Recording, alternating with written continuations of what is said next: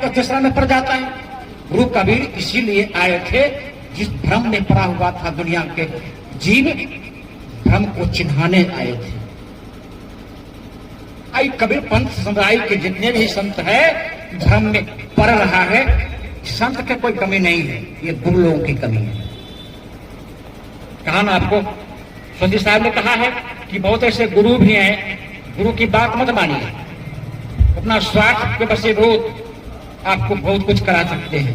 आप समझिएगा गुरु महाराज हैं तो कबीर साहब ने स्वीकार करने को नहीं कहा, उन्होंने फाइनल किया है। तो कहा, सदगुरु कबीर साहब बड़ी सुंदर बात हम लोग को बताए हैं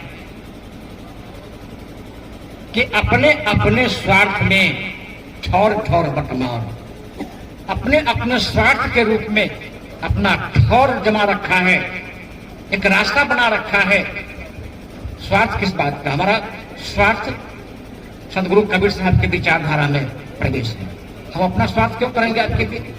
हमको आप गुरु बनाए हैं, आपको गुरु बनाने का क्या उद्देश्य है कि गुरुदेव हम कुछ नहीं जानते हैं, ABCD 1 2 3 आपके शरण में मैं आ गया, आप हमको मुक्त कर दीजिए।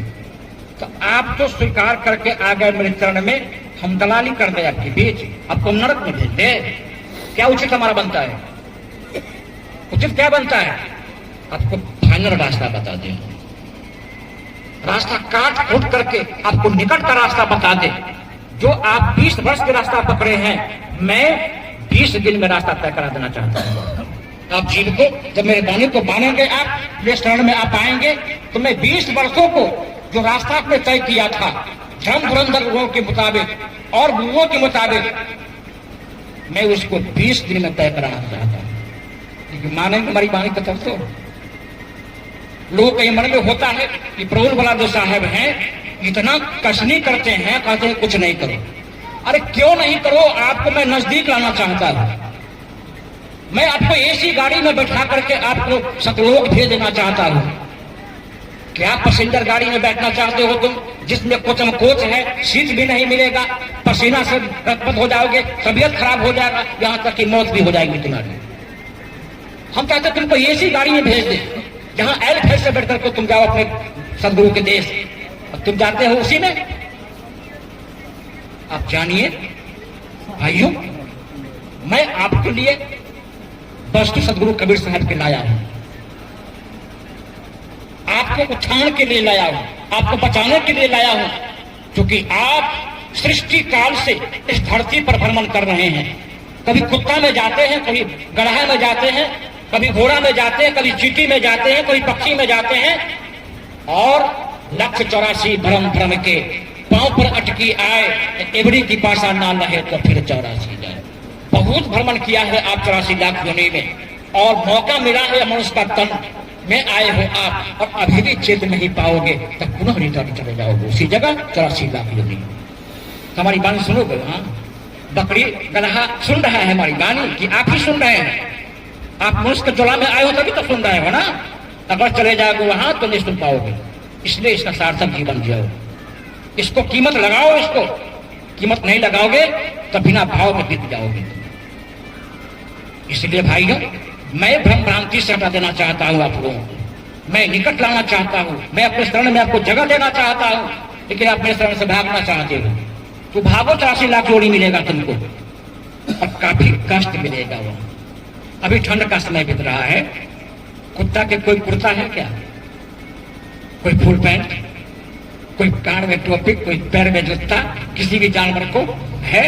लेकिन आप स्वतंत्र मानव हो तो आप अच्छे अच्छे कंपनी को स्वेटर पहने हो, नहीं टोपी, मोजा, जूता ये सब लगाए हो कि ठंड से बचने के लिए, क्योंकि चेतनशील प्राणी हुआ आपके अंदर समझ बूझ है, सही गलत का निर्णय करने का क्षमता है। अगर इस योनि में, इस मनुष्य के तन में अगर आप नहीं कर पाए तो कहां करोगे? मौका नहीं मिलेगा तुमको। इसलिए मैं धन्यवाद मैं देना चाहता हूं इस शिवनंदन दास जी के और इनके सुपुत्र के, जिन्होंने मनुष्य का जीवन को धन करने का, कामयाब करने का सुलभ रास्ता खोजा, और गुरुदेव को, संतों को बुलाकर अपना तन मन धन को समर्पित कर दिया है। कि मैं तो नहीं कुछ समझता हूं गुरुदेव, आप अपने चरण कमल में रखकर हमारा उद्धार कर दीजिए। ऐसे जीव का उद्धार स्वाभाविक है। और ऐसे जीव को सदगुरु कबीर उस समय कहे थे, जो इस विकट परिस्थिति में, विकट संसार में, जहां भ्रम भ्रांति का कादो कीचड़ है, जिसमें उबड़ कर रहा है मानव, बड़े से बड़े विद्वान डूब रहा है, उब रहा है, डूब रहा है, जो अपने को प्रकाट विद्वान समझता है, वेदाचार्य समझता है, रामायणी समझता है, ये सारे लोग कीचड़ में डूब रहा है। अगर आप चाहो तो गुरु के शरण कह लो, कोई जरूरी नहीं है वेदाचार्य होने की, रामायणीचार्य होने की, बहुत बड़ा विद्वान होने की। आप गुरु का शरण कह लो, तुम्हारा उद्धार हो जाएगा। तो धन्यवाद के पात्र ये गृहपति है कि गुरु के कर कमलों में आकर के अपना जीवन उद्धार चाहा है।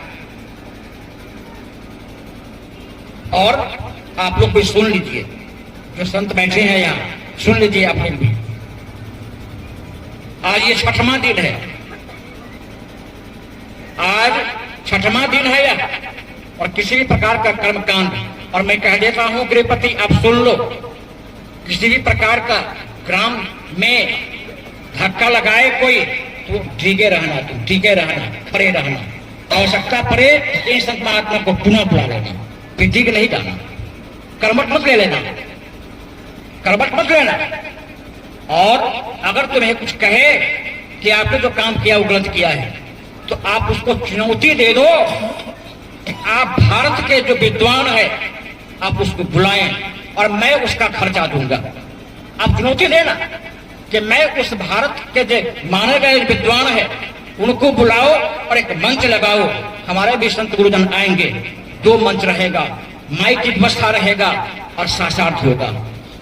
लेकिन याद रहे, एक साबूत होगा, एक वहां पर एक ऐसा बात होगा निर्णय का, जो हारेगा चेला स्वीकार करना पड़ेगा।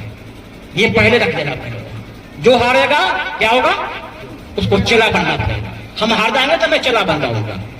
हमारा कई वंश के संत महात्मा हार जाएगा तो मैं उसको चेला स्वीकार कर लूंगा, उसको गुरु बना लूंगा। अगर वह हार गया तो उसको जाने नहीं देंगे। सदगुरु कबीर इस धरातल पर एक अद्वितीय पुरुष था, अपने में बल रखने वाला साहब पर थे। संसार के जितने भी राइटर हुआ, जितने भी विद्वान हुआ, कबीर साहब उसके वाणी पर लाल कलम लगा दिया। लेकिन सदगुरु कबीर की वाणी पर किसी की ताकत नहीं हुआ आज तक धरती पर कि लाल कलम लगा दिया हो। इसलिए गोपते हैं कबीर साहब, इनकी वाणी में गोपता है, इनके वाणी में ओजन है, इनकी वाणी को कोई काट छाट नहीं सकता है धरती पर।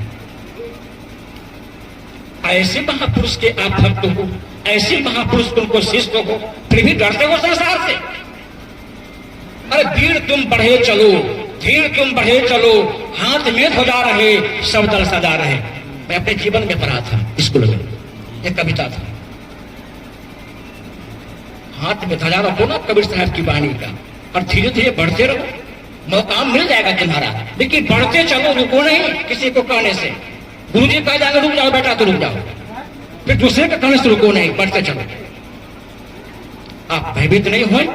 और सोचे साहब इस भजन सुन रहे हैं, बड़ी ही सुंदर ये आपके रामायण से, गीता से, वेद से आपको कंप्रोमाइज कर रहे हैं या बता रहे हैं कबीर साहब की वाणी कितना ऊंचाई पर है। बड़ी ही सुंदर आप लोग समझा रहे हैं। आप समझ रहे हैं कि आप लोग भी समझ पाते होंगे, समझ रहे हैं आप लोग, सब लोग समझ रहे हैं, बड़ी बारीकी से समझा रहे हैं। जैसे चाहिए गायक तो बहुत दुनिया में है, तो बढ़िया बढ़िया भजन गा देगा, कव्वाली गा देगा, गजल गा देगा, लेकिन जो सार वस्तु है, जो वस्तु हम लोगों को सुनना चाहिए, हम लोग को जो बुझना चाहिए, हम लोग को जो संदेश मिलना चाहिए, वो ये बांटते हैं जरूर। मैं बड़ी खुशी हूं इनके वाणी से।